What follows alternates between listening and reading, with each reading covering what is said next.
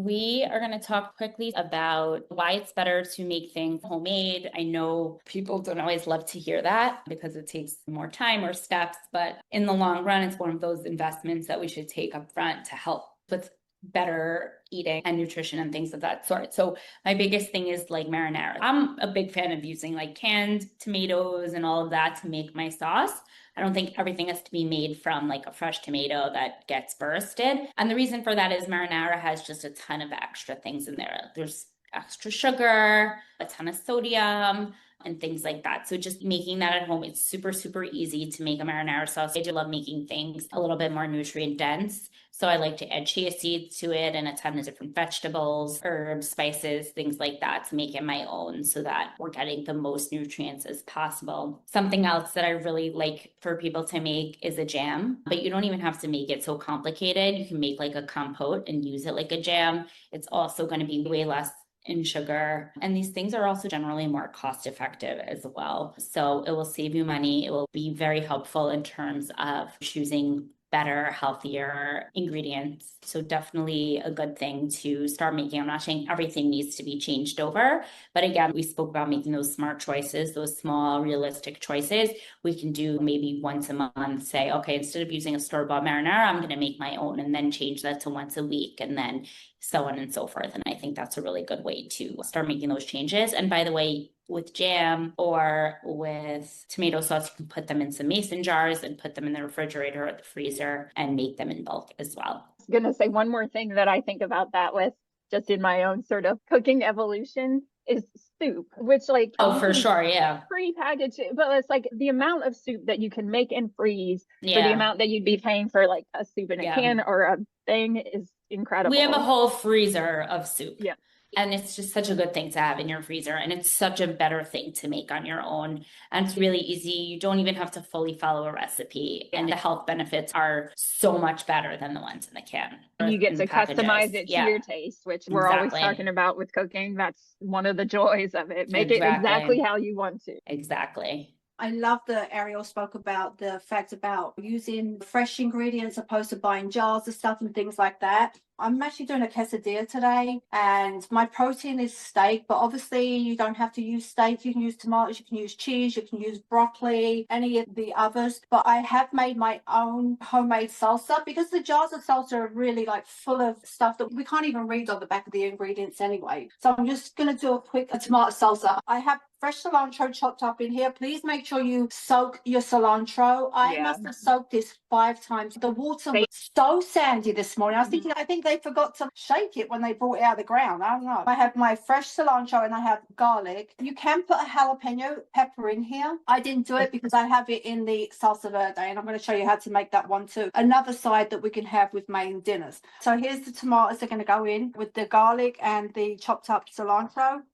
Are there any particular kinds of tomatoes? I like the homegrown tomatoes and I like the little small ones as well. They're very sweet, the small ones. I do have some chopped up onion here. I'm going to do a little bit of chopped up onion. I happen to like onion, so I'll put a little bit more than probably someone else would. I'm going to do a little thing of salt. And then we're just going to lime it. And honestly, as crazy as it sounds, it makes such a nice little topping for your quesadilla or whatever you decide to make. Fresh salsa is just so good. It's just so much better. And the juices of the tomatoes and everything, oh my God, it's so yummy. Right, so I'm going to use a whole lime. Love lime. So here we are. Beautiful. It's so wonderfully colorful too. Yeah, love the colors as well. Absolutely gorgeous colors.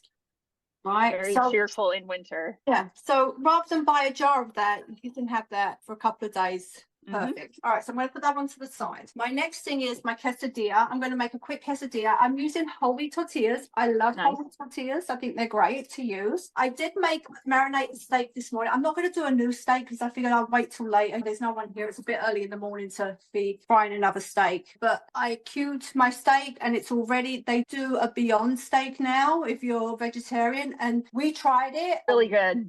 Loved it. So really good. If you want to do something like not meat, you can absolutely do a Beyond steak, or you can also use a chicken, any kind of protein, and also like a cheese quesadilla with tomatoes, whatever you decide. What I did to marinate the steak, was I used a teaspoon of chili powder, some garlic powder, a little bit of salt and pepper, and that is it. And I left it for about 25 minutes in the fridge and I put it. So my steak is marinating, but I'm actually going to put it back in the refrigerator. I decided I'm not going to do it now. I'll do it later. So I am going to spray my pan. We have avocado oil. Right. My pan is nice and hot. Then I'm going to put some of this.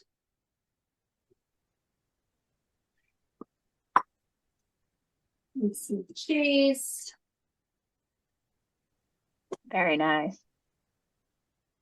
What kind of cheese are you using? I'm just using like a cheddar. You can use any cheese that you like. So I need to be able to fold it. I know we had somebody mentioning last time trying vegan things too. There's vegan cheese as well. Absolutely. And if you had it in the past, I would encourage you trying it again because it's a lot better. Yeah. So much better. I will say the same. I think it's really delicious. I actually like the Beyond steak tips better than the actual steak tips. They're so good. So we'll come back to that in a second. While that's cooking, I'm going to go over to here and I'm going to show you our salsa tomatillos. They come with like a little bit of a skin. So you peel back the skin, you wash them, but they're a little bit sticky. You wash them, and then I put mine in the oven with fresh garlic. I'll show you what I did. Some fresh garlic, an onion, some jalapeño. Nice. And you roasted those? I roasted them, yep. Roasted them so they got like a nice char. And also I roasted the garlic. I have my thing ready. So we're just going to put our garlic in here. That coming out nice. It just takes it to a different level. You can boil it, but I put it in the oven this morning and it was really good. It comes out really nice. It really does. I was very happy the way this come out. I'm just going to use 3 for now, just to give you an idea. So I'm going to put all these in the blender with the juice, the onions, the jalapeno, and that. Some people use Pablo pepper. I have a large family and I want to keep it mild for the girls. You know, put a handful. Again, you can customize. Absolutely. You can do whatever you want. I'm going to put a lime in here.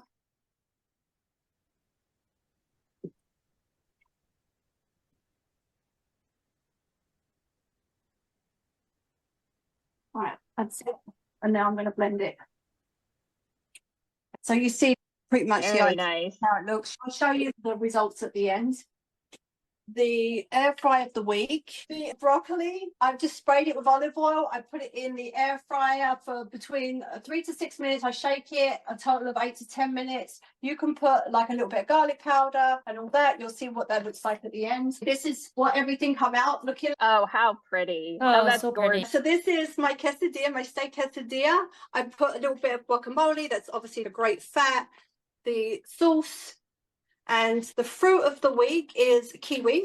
Kiwis are really beautiful. Oh, there's yellow ones. Those are really pretty. Yeah, this is a yellow one. Yeah. Yeah. So kiwi is the fruit of the week. The air fried obviously is the broccoli, and today is the strawberry and lime. That's amazing. It's beautiful. Delicious.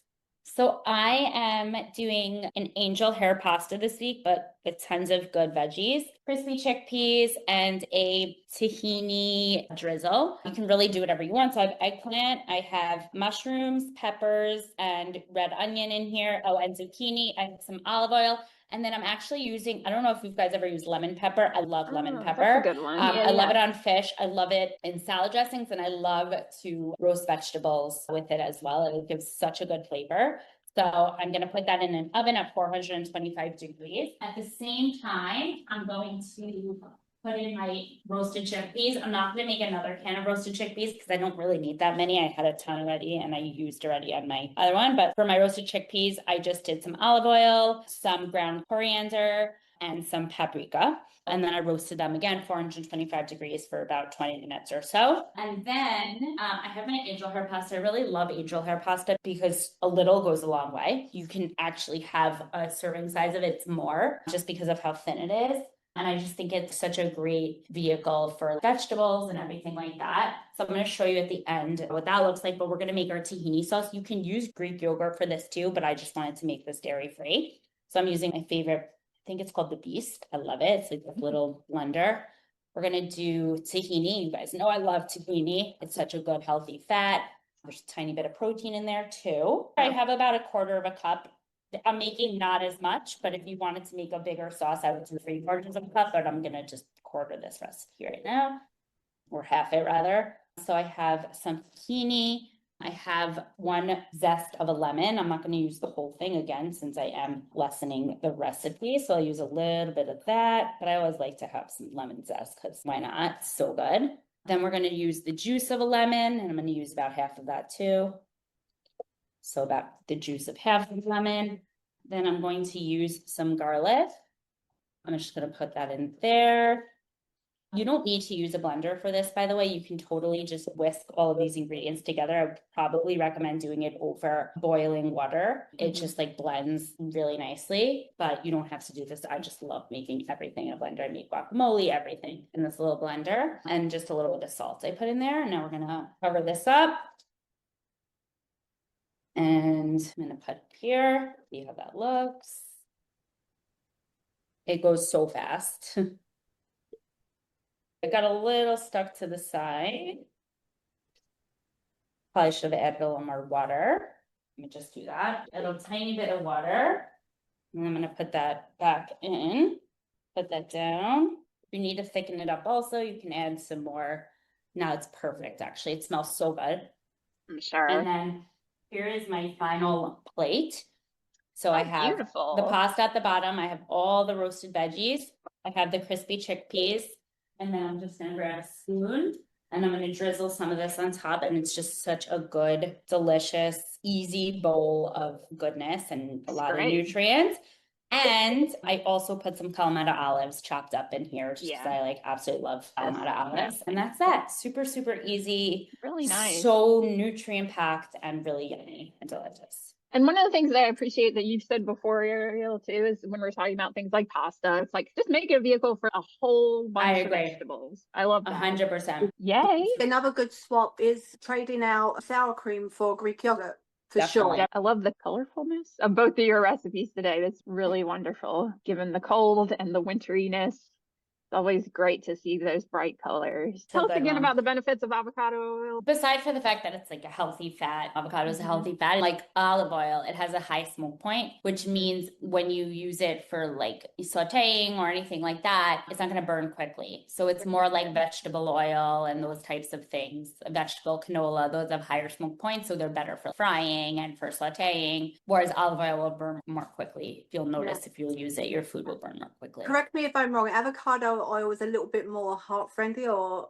is it? Similar, the same. Avocados and olive oil, avocados and olives are both part of the Mediterranean diet, and that's all a heart healthy diet. So it's very similar health benefits in regards to that, but in terms of a smoke point, it's definitely going to be a better. I was thinking of like seed oils and things like that. The seed oils are so no good for you. Yeah. And the avocado oil too, it's a relatively light taste also. It's neutral, very neutral. You get accustomed to what you use, but it's making them small changes. And honestly, I've made that change and I'm so glad I did.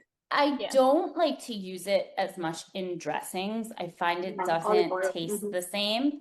I definitely prefer olive oil still, but that's a preference thing. Me too. It's not that you can't use it, but it's just, I still think that that works better for me. Yeah. I'm definitely still olive oil. Yeah. I like olive oil when it comes to dressing and stuff for sure, but definitely cooking now. I've made that change. I'm so glad I did, as I said. So check it out. Next time you're in the store, get yourself some avocado oil.